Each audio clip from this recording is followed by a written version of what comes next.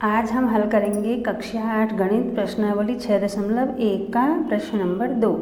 वह सबसे छोटी संख्या ज्ञात कीजिए जिससे निम्नलिखित संख्याओं को गुणा करने पर पूर्ण घन प्राप्त हो जाए। जो ये संख्या दी है ये संख्या पूर्ण घन नहीं है, तो हमें यह बताना है कि इसको हम किस संख्या से गुणा करें। वह छोटी से छोटी संख्या कौन सी है जिससे हम इस संख्या को गुणा करेंगे तो यह संख्या पूर्ण घन बन जाएगी। पूर्ण घन का मतलब जब हम किसी संख्या को 3 बार गुणा करते हैं, जो 3 बार गुणा करने पर जो उत्तर आता है वो पूर्ण घन हुआ।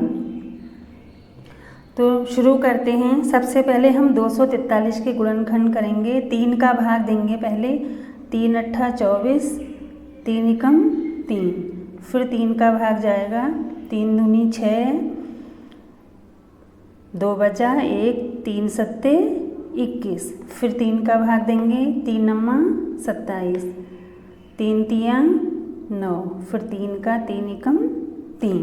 तो इसके गुणनखंड 1 2 3 4 5, 5 बार 3 है। 3 गुणा 3 गुणा 3 गुणा 3 गुणा 3।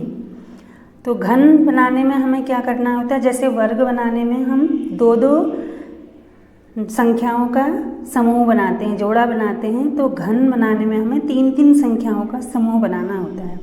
तो ये जो 3 है एक बार एक समूह बन जाएगा इनका, और इस समूह में 1 3 कम है। कौन सी संख्या कम है? 1 3 कम है समूह बनाने में। यहाँ गुणनखंड में संख्या 3 समूह में नहीं है, यहाँ समूह में 3 नहीं है, अतः 243 को 3 से गुणा करेंगे हम। 243 को अगर हम 3 से गुणा करेंगे तो यह पूर्ण घन संख्या बन जाएगी। नंबर 2 है 256। तो 256 के पहले हम गुणनखंड करते हैं। यहाँ पर पहले 2 का भाग जा रहा है। 2 एकम 2, 2 दूनी 4, 2 अट्ठे 16, फिर 2 का जाएगा।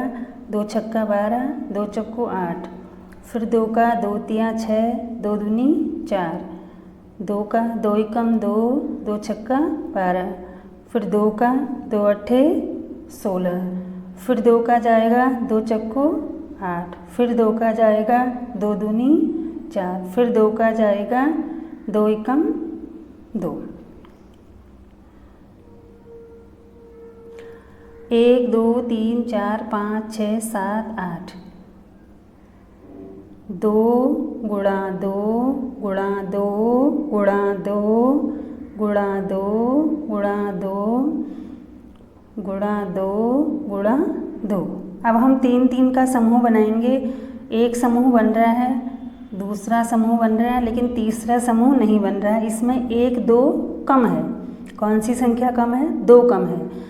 यहाँ गुणनखंड में संख्या 2 समूह में नहीं है, तो अतः 256 को 2 से गुणा करेंगे तो यह पूर्ण वर्ग संख्या बन जाएगी। सॉरी, पूर्ण घन संख्या बनेगी। पूर्ण वर्ग नहीं, पूर्ण घन संख्या बन जाएगी।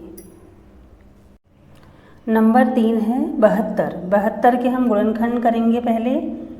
2 से भाग जाएगा। 2 तिया 6, 2 छक्का 12, 2 एकम 2, 2 अट्ठे 16, फिर 2 का 2 नम्मा 18। अब 3 का जाएगा। 3 तिया 9, फिर 3 का जाएगा 3 एकम 3। इसके गुणनखंड लिख लेते हैं 72 के। 2 गुणा 2 गुणा 2 गुणा 3 गुणा 3। जब हम 3-3 का समूह बनाएंगे तो 2 का तो समूह बन रहा है, लेकिन 3 का समूह नहीं बन रहा है। 3 संख्या जो है उसमें 1 3 कम है।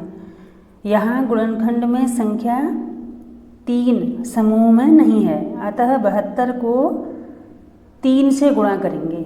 72 को किससे गुणा करेंगे? 3 से, तो पूर्ण घन संख्या बन जाएगी। नंबर 4 675। 675 के गुणनखंड करेंगे। सबसे पहले 3 का भाग देंगे। 2 का भाग नहीं जाता इसमें।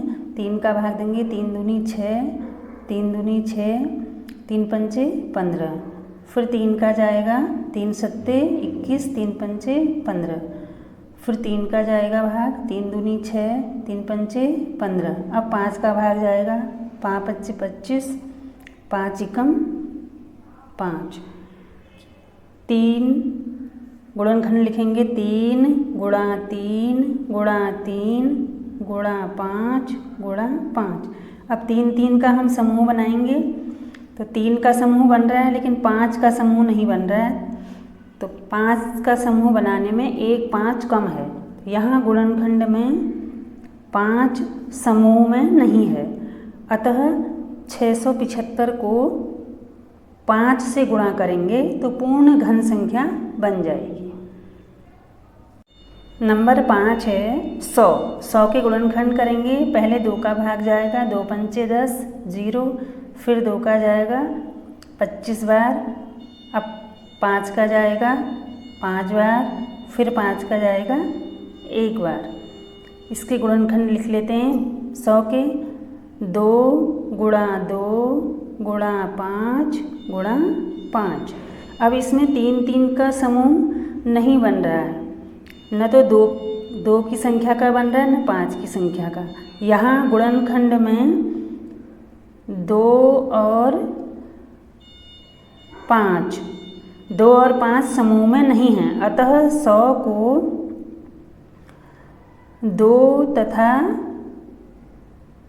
5 से गुणा करेंगे। 2 तथा 5 से गुणा करेंगे तो 2 और 5 को गुणा करके कितना आ जाता है 10। तो यहाँ पर लिखेंगे 100 को 10 से गुणा करेंगे। 10 से गुणा करेंगे 100 को, तो यह पूर्ण घन संख्या बन जाएगी।